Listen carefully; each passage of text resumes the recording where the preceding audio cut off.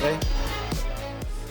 Alors on m'a demandé ce soir de vous parler un petit peu au-delà du mobile et un petit peu au-delà de la technologie. Et je vais vous parler un petit peu de politique. Vous avez mon compte Twitter, pour ceux qui aiment bien tweeter. Je remercie les organisateurs de m'avoir invité en cette fin de soirée nocturne, et notamment à Pierre-Emmanuel Cros. Je crois que c'est important, à côté de la technologie, de voir son impact.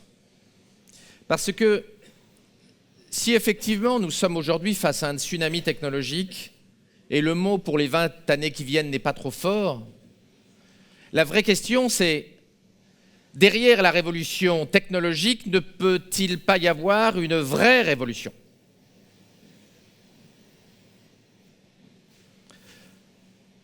Deux ans avant l'arrivée de Khomeini au pouvoir, personne au monde n'imaginait que l'Iran serait autre chose que la 5e puissance industrielle en l'an 2000, avec une démocratie laïque.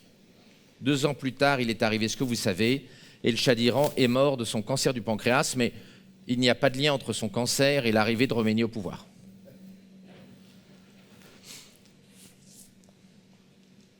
La vraie question, elle n'est pas sur le mobile, elle est sur l'intelligence artificielle. Alors, je voudrais tout de suite préciser les choses. Quand on parle d'intelligence artificielle, on ne parle pas d'intelligence artificielle, on parle d'informatique à la papa et d'algorithmes. Tous les gens qui parlent d'intelligence artificielle, dans 99% des cas, ils parlent d'algorithmes et de vieille informatique. L'intelligence artificielle, elle est émergente et la plupart des startups qui prétendent faire de l'intelligence artificielle n'en font pas. Elles prétendent en faire parce que ça fait monter la valorisation, mais ça n'est pas une réalité tangible. L'intelligence artificielle, on sait, elle naît à cause du mobile. Car contrairement à l'informatique traditionnelle, l'intelligence artificielle, c'est très peu de lignes de code et c'est beaucoup d'apprentissage, ce qu'on appelle l'AI teaching. Windows, c'est 35 millions de lignes de code, tout mouillé en prenant tout. Un logiciel d'intelligence artificielle, c'est quelques milliers de lignes de code pour apprendre à l'intelligence artificielle à apprendre.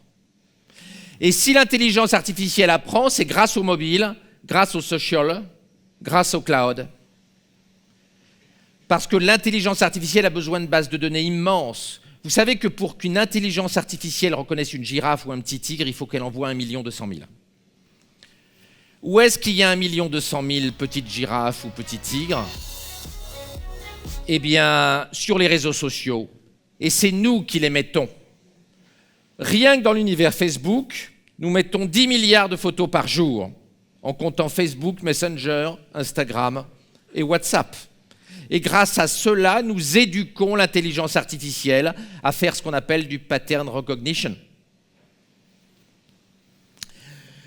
L'intelligence artificielle est la nouvelle électricité, c'est ce que prétend le patron de l'intelligence artificielle chez Baidu, Ngo, qui a un sourire très communicatif. Mais il faut bien voir que l'intelligence artificielle a des conséquences au-delà de l'informatique. Car nous sommes en réalité face à un choc technologique et idéologique. Les GAFA et leurs équivalents chinois, les BATX, les technologies NBIC, le développement très rapide de la zone Asie-Pacifique qui ne partage pas nos normes morales, et je vous rappellerai juste que 50% des Chinois souhaitent utiliser les technologies génétiques pour augmenter le quotient intellectuel de leurs enfants. 50%. Et puis l'idéologie transhumaniste, qui est né dans la Silicon Valley et qui veut promouvoir un homme 2.0 augmenté, change radicalement la donne, bien plus loin que le fait de savoir si nous avons un iPhone 6 ou un iPhone 7. Et j'en ai même vu dans la salle qu'il y avait encore des BlackBerry, c'est dire si finalement il y a des inerties sociologiques fortes. Vous savez que c'est un très bon prédictif de l'Alzheimer. D'avoir un BlackBerry donne une probabilité forte d'avoir un Alzheimer, non pas parce que le BlackBerry donne l'Alzheimer, mais comme ce sont les gens très âgés qui ont encore des Alzheimer, il y a une surreprésentation des Alzheimer qui ont un BlackBerry, il y a une surreprésentation des BlackBerry chez les gens qui vont faire un Alzheimer, mais c'est un effet âge, c'est pas le BlackBerry qui rend alzheimerien. l'économie au XXIe siècle, elle a 4 caractéristiques. Elle s'appuie sur des technologies exponentielles. L'intelligence, à cause de l'intelligence artificielle, devient gratuite, alors que dans notre monde, à nous, l'intelligence vaut cher. Nos cerveaux valent cher, même si on considère souvent qu'ils valent moins cher qu'on le mérite. C'est une économie de démurgisation, c'est-à-dire que derrière la Silicon Valley, il y a une vraie volonté de changer l'homme, de changer nos chromosomes, de changer les déterminants de notre existence biologique. Et puis c'est une économie de plateformisation, c'est-à-dire que les grandes plateformes comme les Google, Apple, Facebook, Amazon, et puis les Baidu, Alibaba, Tencent et Xiaomi en Chine, les équivalents chinois de la Silicon Valley, récupèrent toute la valeur grâce à des plateformes qui délivrent de l'information, mais aussi de la génétique, de l'intelligence artificielle, etc., à plusieurs centaines de millions de personnes, voire 2 à 3 milliards, comme c'est le cas pour Facebook et pour Google. Technologie exponentielle, vous le savez bien, les nanotechnologies, les biotechnologies, l'informatique et la cognitique, c'est-à-dire les sciences du cerveau, l'intelligence artificielle et les neurosciences, sont des technologies qui croissent exponentiellement. La vitesse des automobiles, en 1900, elle croissait de quelques pourcents par an. La puissance informatique, elle a doublé pendant 40 ans, tous les 18 mois. Le coût du séquençage ADN a été divisé par 3 millions en 10 ans. La puissance du deep learning est multipliée par 100 chaque année à l'heure actuelle. Nous sommes face à une vague technologique. Vous connaissez la loi de Moore et ce qui s'est passé depuis le premier transistor en 1947, qui a donné le prix Nobel à Shockley, le prix Nobel de physique. Un transistor faisait 3 cm sur 4 cm sur 2 cm. Le deuxième transistor, il faisait 5 cm avec 5 transistors. Vous voyez, on voit très bien les transistors. Il y en avait 5. Aujourd'hui, on a entre 7 et 10 milliards de transistors sur un seul chip. Intel estime qu'on aura bientôt autant de transistors que de neurones, c'est-à-dire 85 milliards sur une seule puce. Donc des technologies exponentielles, une vague technologique comme un tsunami. Le deuxième point important, c'est l'intelligence qui va devenir gratuite. Et je vous en supplie, ne confondez pas l'informatique traditionnelle algorithmique avec l'intelligence artificielle, ça n'est pas la même chose. L'intelligence artificielle, c'est quelque chose qui fait les choses mieux que notre cerveau. Ce n'est pas l'informatique qui vous est vendue par les startups qui veulent monter en bourse.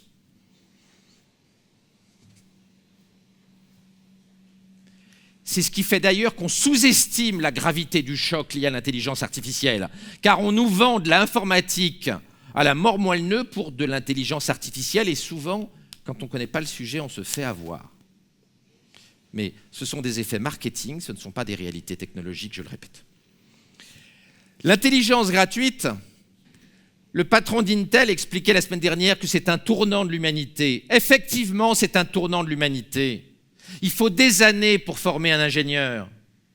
L'intelligence artificielle va faire mieux la plupart des tâches dans les années qui viennent gratuitement.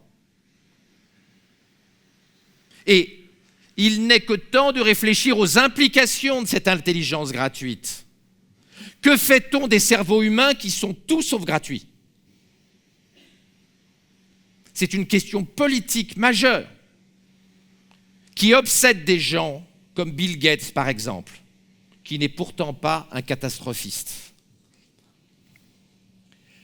Intel a annoncé que la puissance de ses puces dédiées au deep learning, à l'intelligence artificielle, allait être multipliée par 100 dans les 1000 prochains jours. Nous sommes sur des vitesses de croissance plus rapides que la loi de Moore, plus rapides que la puissance informatique a augmenté jusqu'à maintenant. Et s'il est vrai que le neurone a 550 millions d'années et le transistor 60 ans, on voit bien que le transistor n'est pas encore à la hauteur du neurone, mais il est beaucoup plus jeune, 10 millions de fois plus jeune, et il progresse beaucoup plus vite.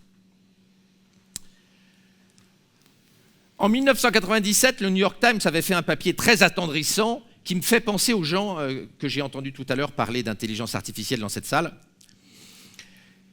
Le New York Times expliquait que, certes, Kasparov venait d'être battu aux échecs par un ordinateur d'IBM, mais que le jeu de Go, ça c'était de la vraie intelligence, de la vraie créativité humaine, et que l'homme était imbattable au jeu de Go pour 2 siècles. Comme vous savez, 19 ans plus tard, Lee Sedol a été écrabouillé par l'intelligence artificielle de Google, DeepMind. Dans toute activité humaine, draguer une fille ou un mec, faire la cuisine, préparer un voyage, opérer un malade, il y a 5 phases. Collecter de la data, prédire des choses, juger, agir et checker l'outcome. L'intelligence artificielle va faire tout ça mieux que nous, dans la plupart de nos tâches, avant 2030. Après, l'action, c'est plus compliqué. Il y a des actions facilement robotisables, comme la self-driving car. En revanche, nettoyer une chambre, c'est quelque chose qui peut difficilement être automatisable avant 2028-2035. L'intelligence artificielle va aller plus vite que la robotique.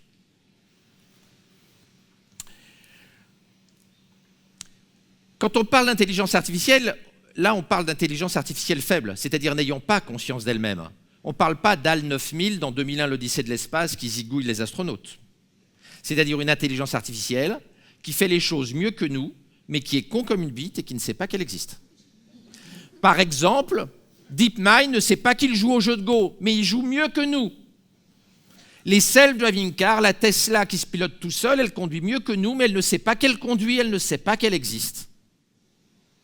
C'est l'intelligence artificielle faible qui fait les choses mieux que nous, mais qui ne sait pas qu'elle existe, elle n'a pas d'âme. Ce n'est pas une intelligence artificielle forte et qui n'existera sans doute pas avant 20 ou 30 ans.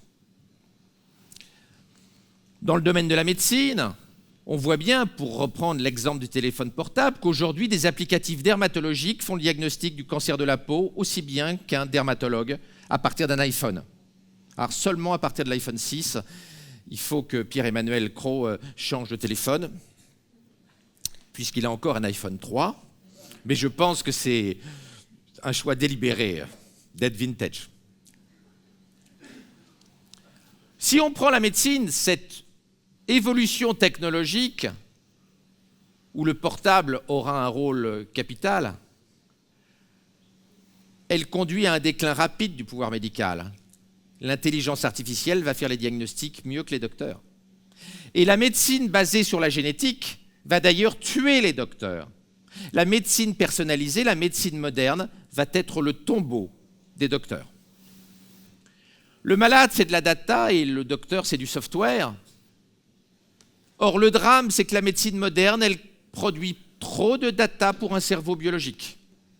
Si vous prenez le séquençage ADN de chacun d'entre nous, c'est 3 milliards de bases ADN, 20 téraoctets par malade, 2 millions de mutations. Chacun d'entre vous ont 2 millions de mutations par rapport au gold standard. Et s'il a un cancer, c'est 25 millions. Aucun cerveau humain ne peut traiter autant de données. Seule l'intelligence artificielle le peut. Le médecin va abdiquer son pouvoir. Dr House lui-même ne peut pas traiter 25 millions de mutations pendant une consultation de 12 minutes, même quand il n'est pas drogué. Ce qui est rare, vous en conviendrez. Cette médecine, elle se traduira par le transfert de la décision vers les automates et donc le transfert du pouvoir éthique, et ça va être un traumatisme pour les docteurs. Les docteurs vont devenir sans doute des vassaux de l'intelligence artificielle ou des salariés de Google ou d'Apple ou de Baidu. Baidu est en train de lancer un grand programme d'intelligence artificielle pour remplacer les médecins. Baidu, donc le Google chinois. Le scénario dans lequel, en 2035, il resterait une douzaine de docteurs, Google, Apple, Facebook, les grandes plateformes, est un scénario, si les médecins continuent à être aussi désorganisés, encore plus désorganisés que la gauche française. C'est un scénario qui ne peut pas être exclu. Ce qu'il faut voir, c'est que sur Terre, l'école n'est pas très efficace. La seule école vraiment efficace sur Terre, c'est l'école de l'intelligence artificielle.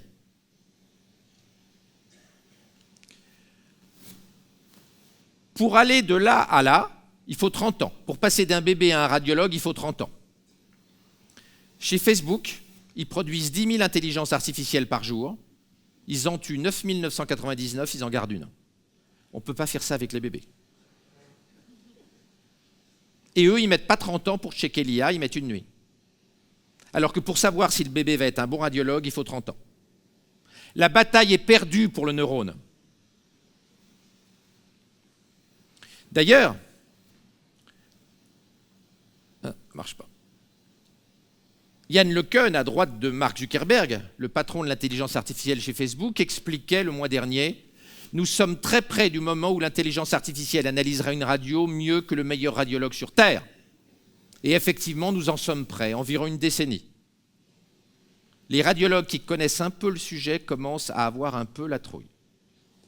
Sauf ceux qui sont près de la retraite.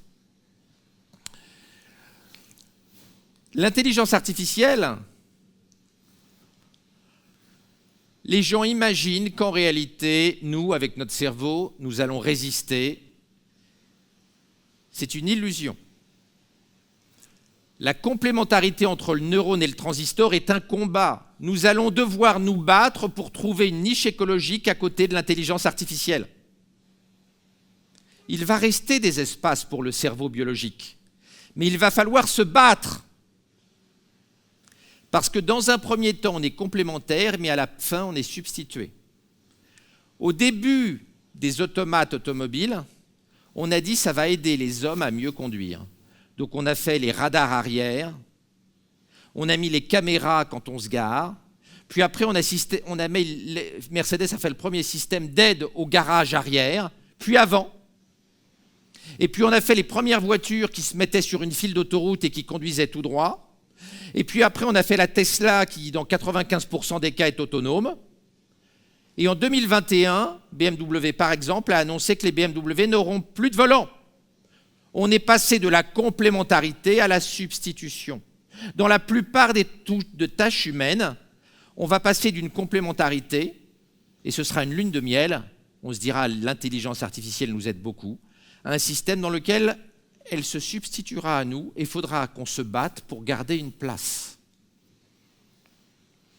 Cette complémentarité entre le transistor et le neurone est notre grand combat. C'est un combat politique, il faut réformer l'école, il faut déjà préparer les entreprises. La plupart d'entre vous ne serviront à rien dans 15 ans.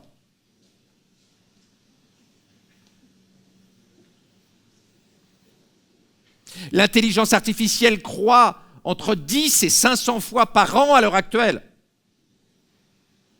Elle est encore beaucoup plus con que nous, mais ça ne va pas durer malheureusement.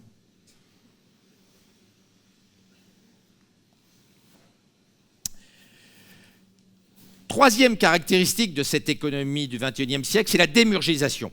Vous ne voyez pas ça, enfin sauf ceux qui vont régulièrement dans la Silicon Valley, mais la Silicon Valley est en train de vouloir tuer toutes nos limites, supprimer tous les impossibles. Regardez, si on prend juste le mois d'octobre, on a fait le premier PB avec 3 par an. Mark Zuckerberg a annoncé qu'il lançait un plan pour supprimer toutes les maladies humaines d'ici 2100. Pas le choléra et la connerie et la tuberculose. Toutes les maladies humaines. 2100. Microsoft a annoncé l'éradication du cancer pour 2026. Google a réaffirmé ses objectifs d'euthanasier la mort au cours du siècle. Musk a annoncé son plan pour aller sur Mars en 2023 et pour mettre 1 million d'êtres humains sur Mars d'ici 2080.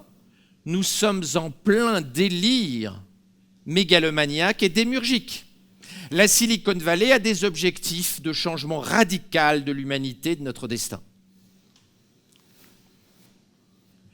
Tricher avec la mort, tuer la mort.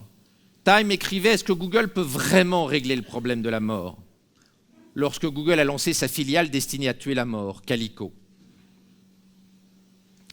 Dans Bloomberg, Bill Marris, le patron de Google Venture, expliquait il n'y a pas longtemps « Les technologies que nous développons chez Google vont bientôt nous permettre de vivre 400 à 500 ans. Et moi, qui ai 42 ans, expliquait-il, je pense que je vais vivre entre 4 et 5 siècles. »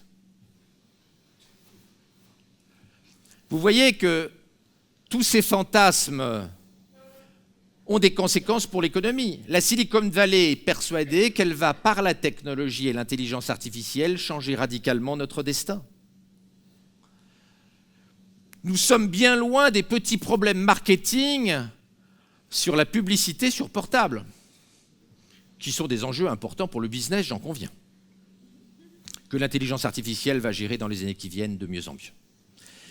À côté de ça, les transhumanistes de la Silicon Valley veulent certes tuer la mort, développer le cosmos, mais ils veulent aussi faire ce qu'on appelle de l'enhancement, c'est-à-dire nous augmenter. The Economist expliquait comment la technologie va nous permettre demain d'avoir des bébés plus intelligents par manipulation génétique. Et comme je vous le disais tout à l'heure, 56% des Chinois souhaitent utiliser ces technologies-là pour avoir des bébés à QI plus élevés. Qu'allons-nous faire de nos enfants si nous ne suivons pas ce toboggan transgressif? C'est une question politique angoissante. Sergey Brin explique que les machines vont faire des choses, enfin explique, nous, Google, allons faire des machines qui raisonnent, qui pensent et qui font les choses mieux que l'humanité. Ray Kurzweil, le directeur du développement de Google, explique que nous aurons dès 2035 des nanoprocesseurs branchés sur nos neurones dans le cerveau pour penser plus vite.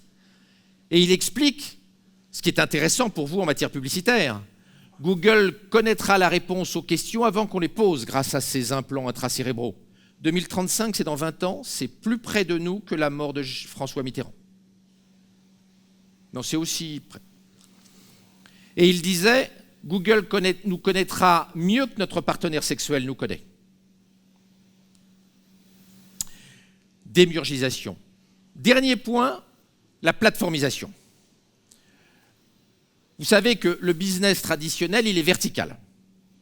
Danone fait des yaourts, Publicis essaie de vendre de la pub, Anderson fait le même métier du conseil, Apple avant faisait des ordinateurs, Nissan faisait des bagnoles. Chacun a des métiers verticalisés. Aujourd'hui, on voit arriver des plateformes qui sont multimétiers. Google va dans l'automobile, Google va dans la lutte contre la mort, Google fait des automates chirurgicaux. Google est en train de, avec J&J, fabriquer des machines pour remplacer les chirurgiens. Ça s'appelle Verb Surgical, etc., etc. C'est un changement radical de l'orientation du business et donc un changement radical de la façon dont la publicité est diffusée. Les vainqueurs de cette économie de plateforme, on les connaît, notamment lui et les dirigeants de Google, mais plus généralement l'ensemble des GAFA. Ce garçon, qui a une tête de premier communion le jour de son mariage, il y a quelques mois, est en train de devenir la plus grande fortune mondiale. Il est en train de dépasser Bill Gates. On lui donnerait le bon Dieu sans confession, et pourtant, c'est un killer. Et il est en train, avec Google, comme vous savez, de piquer toute la publicité sur mobile, puisque, en marginal, il récupère à peu près 80% de l'augmentation annuelle de la publicité. Tous les autres acteurs n'ont que des miettes. Et vos métiers, en réalité, de plus en plus, consistent à aller sur Google. Je commande de la pub et Facebook, je commande de la pub. Bien malheureusement, nous avons de plus en plus une compétence liée par rapport à ces géants sur la publicité. Quelques mots de politique pour terminer. J'ai encore combien de minutes ? 5 ? Il me reste 232 slides. Quelques oppositions et frottements.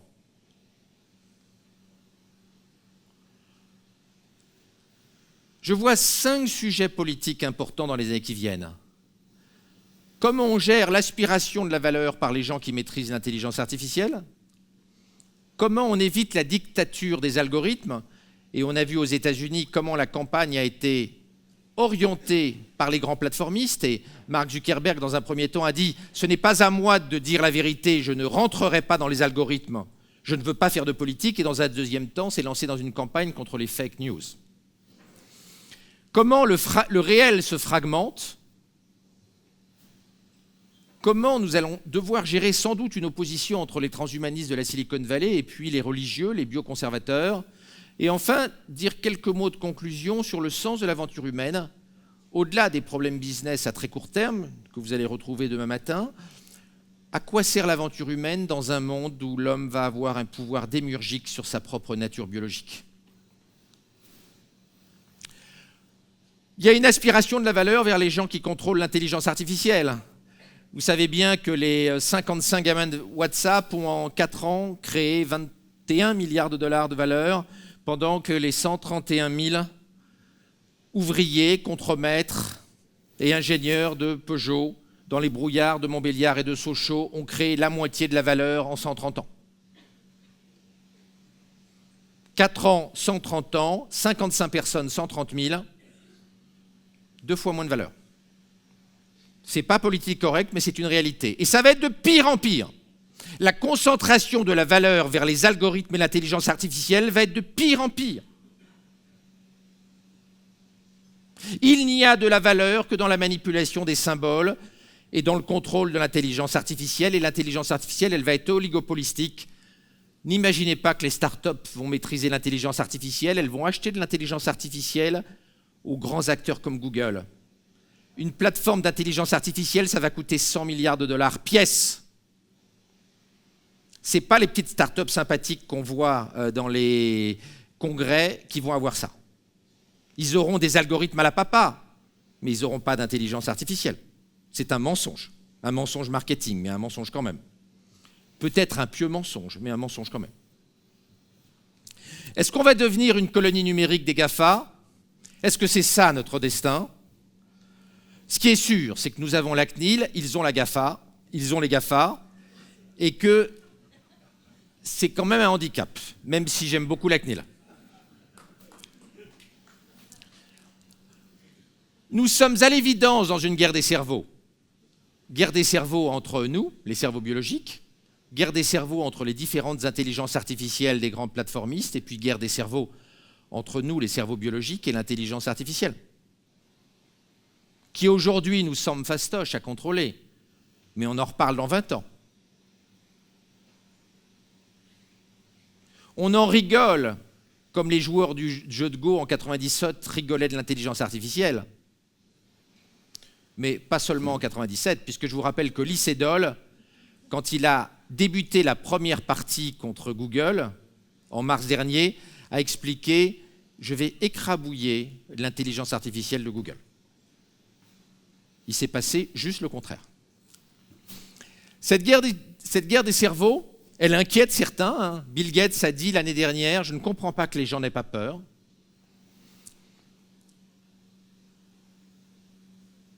Et beaucoup dans la Silicon Valley craignent que nous soyons en train de réchauffer un serpent entre notre sein. Serpent qui s'appelle l'intelligence artificielle, qui un jour pourrait devenir hostile selon certains d'entre eux. Et vous avez tous vu la pétition signée par 700 savants et industriels de la Silicon Valley il y a 8 mois pour mettre en garde contre le risque que l'intelligence artificielle devienne hostile. Alors, chez Facebook, ils sont rassurants. Yann LeCun, le patron de l'IA chez Facebook, dans une interview au Figaro le 16 juin dernier, a dit « Un scénario à la Terminator est impensable avant 20 ans ». Mais 20 ans, moi je serais peut-être mort, mais nos enfants, normalement, devraient encore être là. Alors, quelles sont les possibilités pour les cerveaux biologiques ? Le revenu universel, la soviétisation de l'économie, le neuroenhancement, augmenter nos cerveaux, ou trouver des nouveaux buts, faire ce que promeut Elon Musk de Tesla, conquérir l'univers en commençant par Mars pour nous occuper, démultiplier les activités que l'homme pourrait avoir dans les millénaires. La question politiquement incorrecte aujourd'hui, elle est que fait-on des gens qui ont moins de 150 de quotient intellectuel en 2050 ? Et la réponse, elle est sans doute pas grand-chose. Sébastien Thrun, c'est l'inventeur de la Google Car. Dans une interview dans The Economist, au début de l'année, il disait « Il va être de plus en plus impossible à un cerveau biologique, c'est-à-dire nous, d'avoir une utilité économique face à l'intelligence artificielle. Mais, ajoutait-il, c'est un combat qui vaut la peine d'être mené, il ne faut pas abandonner la partie face à l'intelligence artificielle avant d'avoir mené ce combat. » Probablement que l'école demain va gérer les cerveaux et va chercher à augmenter les cerveaux plutôt que gérer les savoirs. Avec une fusion entre l'éducation, la santé, l'informatique et les neurosciences. Ce qui bouleverserait l'économie du marketing et l'économie de la publicité, vous en conviendrez. 23andMe, filiale de Google, a déposé un brevet sur la sélection des embryons pour avoir des embryons et donc des bébés plus intelligents et en meilleure santé. Je vous le disais tout à l'heure, si 13% des Français souhaiteraient utiliser les technologies génétiques pour augmenter leurs bébés, 50% des Chinois le souhaiteraient. Nous sommes en train de rentrer dans une folie eugéniste. Comme j'expliquais aux gens de la Manif pour tous récemment, si le mariage homosexuel vous bouleverse, il vaut mieux vous flinguer tout de suite parce qu'avec tout ce qui arrive, vous n'allez pas supporter.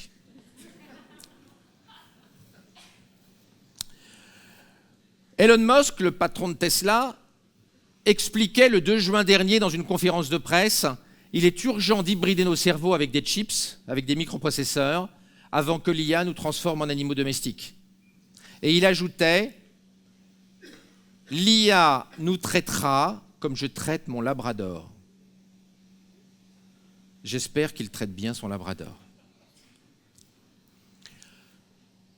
Cette économie de la connaissance, elle va entraîner une terrible hantise du déclassement. Ça, c'est en richesse, c'est pas en nombre d'électeurs, ce sont les électeurs de Mme Clinton, et ça, ce sont les électeurs de Trump. La vague populiste aux États-Unis, en Angleterre, mais même chez nous, elle est liée à la terrible peur de déclassement des classes moyennes, dont on voit, j'ai pas le temps mais s'il y en a que ça intéresse, je peux vous envoyer le graphique, dont on voit qu'il y a de plus en plus de gens dans la classe moyenne qui sont déclassés, y compris par les gens qui avaient jadis des métiers valorisants. Et dans votre univers, vous allez voir que vous allez être très déclassés ici, dans les années qui viennent. La plupart d'entre vous auront une situation moins bonne dans 10 ans qu'aujourd'hui. Merci l'intelligence artificielle.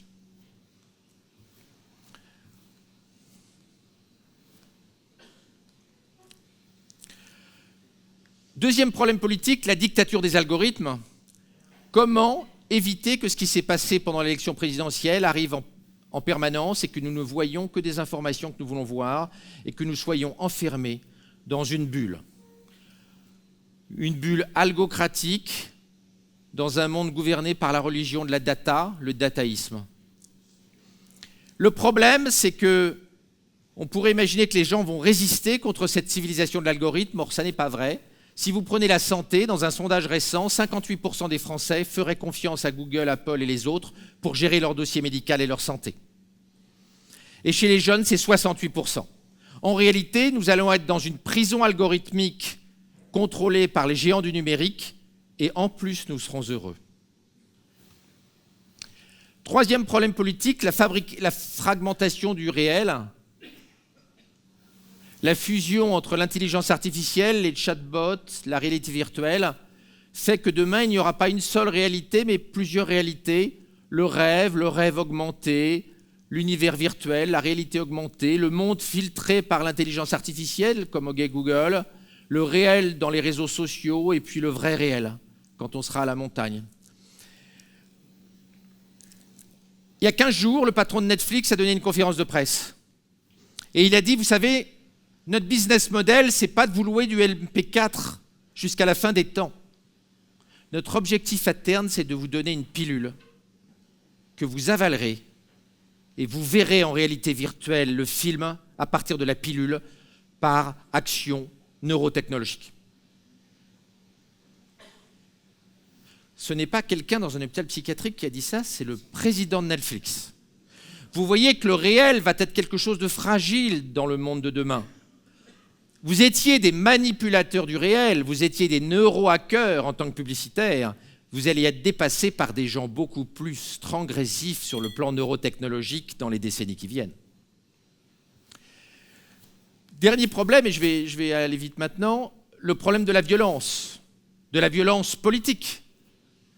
Face à tous ces fantasmes démiurgiques, ne pourrait-il pas y avoir une contre-révolution ?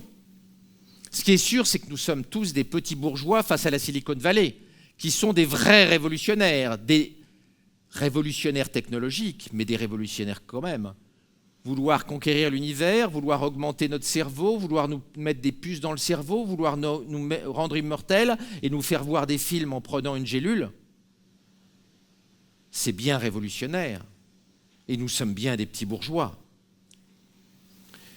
En plus, le problème qu'on a, c'est que dans la zone Asie-Pacifique, nos normes morales, ils s'assiedent dessus. Il y a eu un moratoire international sur la manipulation génétique des embryons qui a été écrit par la plupart des scientifiques occidentaux en mars dernier.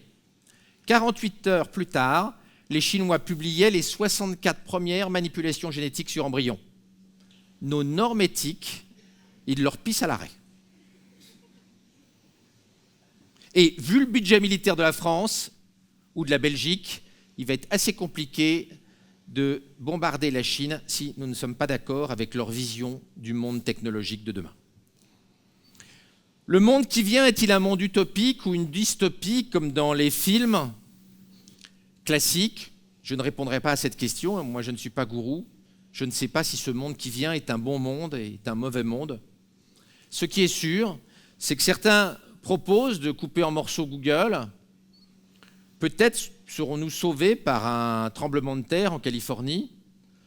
Peut-être y aura-t-il des révoltes technologiques comme les Luddites qui détruisaient les machines à vapeur en 1812 en Angleterre, ou les canuts de Lyon qui ont détruit les machines à tisser à Lyon, d'où est venu le mot sabotage, parce qu'ils en avaient marre de prendre les machines à tisser de leur patron et de les foutre dans la Saône. Et donc il y en a eu un qui a eu l'idée de prendre son sabot et de le jeter dans les mécanismes. Et ça cassait les machines. C'était un sabotage. C'est de là que vient le mot sabotage, de la destruction des machines à tisser dans le Lyon de 1840.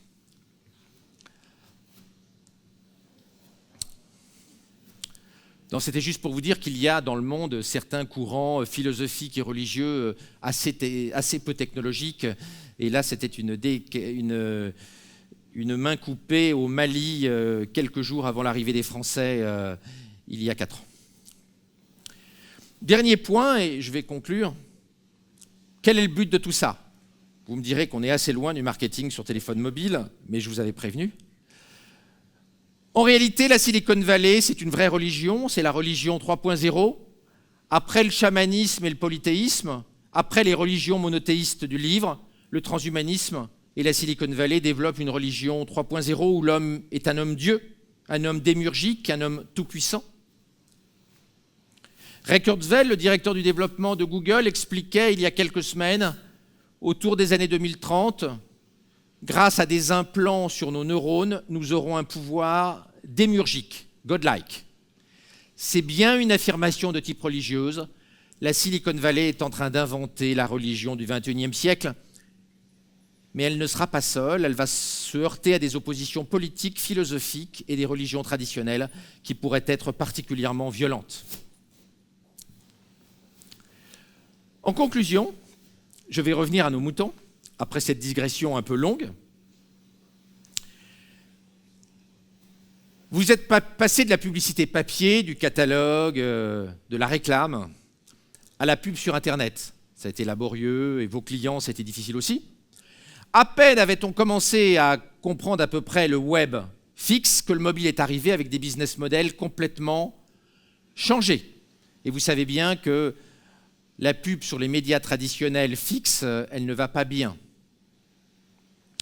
On est passé à un mobile first. Et voilà que le patron de Microsoft, le nouveau patron de Microsoft et le patron de Google expliquaient récemment: nous allons passer rapidement d'un monde mobile first à un monde AI first, avec que de l'intelligence artificielle et où le mobile va être marginalisé. En réalité, avec le développement de ce type d'outils, chez Amazon, demain chez Apple, à partir de cet automne chez Google, où il n'y a plus d'écran, nous sommes face à une nouvelle révolution du marché de la publicité, avec un monopole encore plus grand que sur le mobile pour les grands plateformistes, car il va être assez compliqué sur ce type de dispositif de mettre une publicité traditionnelle. Je vous remercie.